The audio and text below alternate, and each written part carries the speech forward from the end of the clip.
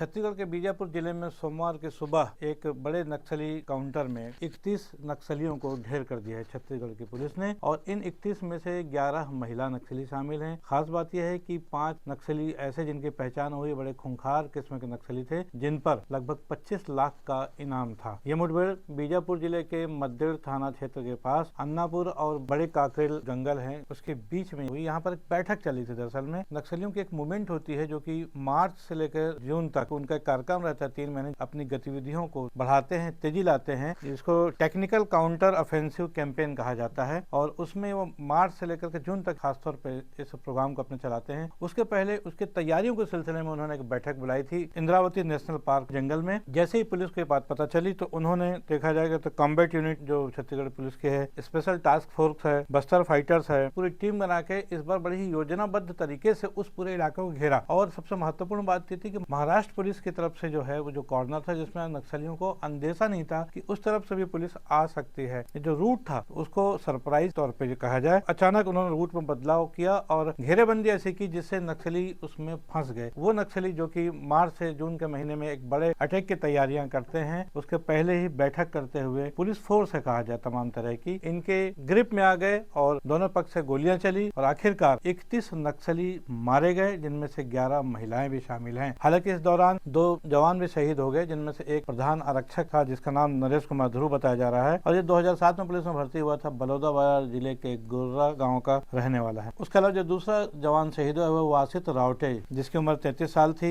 ये बालोद जिले का रहने वाला है, 13 साल इसकी भी सर्विस की हो गया है। वासित रावटे की 2 छोटी छोटी बेटियां भी है। इस महत्वपूर्ण ऑपरेशन में दोनों जवानों की मौत के बाद आज सुबह शहीद हुए दोनों जवानों को गार्ड ऑफ ऑनर देने के लिए बस्तर रेंज के आईजी पी सुंदरराज स्वयं मौजूद थे। और छत्तीसगढ़ के नए डीजीपी अरुण देव गौतम ने भी बीजापुर में शहीद हुए दोनों जवानों को अपनी तरफ से श्रद्धांजलि दी है। गार्ड ऑफ ऑनर के बाद दोनों शहीद जवानों के शव को उनके गृह ग्राम की तरफ भेज दिया गया। इस पूरे ऑपरेशन के दौरान छत्तीसगढ़ पुलिस की जो टीमें थी, इन्होंने लगभग 100 किलोमीटर का सफर तय किया बैठक कर रहे नक्सलियों को घेरने के लिए। सुबह 8 बजे सोमवार को जब मुठभेड़ शुरू हुई थी, शाम को 4 बजे तक रुक रुक के गोलियां चलती रही, जो आसपास के लोग बता रहे हैं। और उसमें देखा गया है कि गोलियां चलनी बंद हुई जब वो शिकंजे में आए। वहां पर जब पतासाजी की गई तो 31 नक्सलियों के शव मिले हैं, जिसमें से 11 महिलाएं हैं। जैसे कि अभी हमने आपको बताया, 5 जो खूंखार नक्सली थे उनकी पहचान हो चुकी है, जिन पर 25 लाख रुपए का इनाम था। किसी में 5 लाख का था, किसी को 8 लाख का था, किसी को 2 लाख था। तो कुल मिलाकर इन 5 नक्सलियों के खिलाफ 25 लाख का इनाम भी था। ऑपरेशन के बाद कुछ हथियार भी बरामद हुए, 24 की संख्या बताई जा रही है और भारी मात्रा में विस्फोटक भी मिले हैं। देखा जाए तो छत्तीसगढ़ पुलिस की ये बहुत बड़ी कामयाबी है और बीजापुर जिले में अब तक का सबसे बड़ा ऑपरेशन माना जा रहा है, जिसमें 31 नक्सली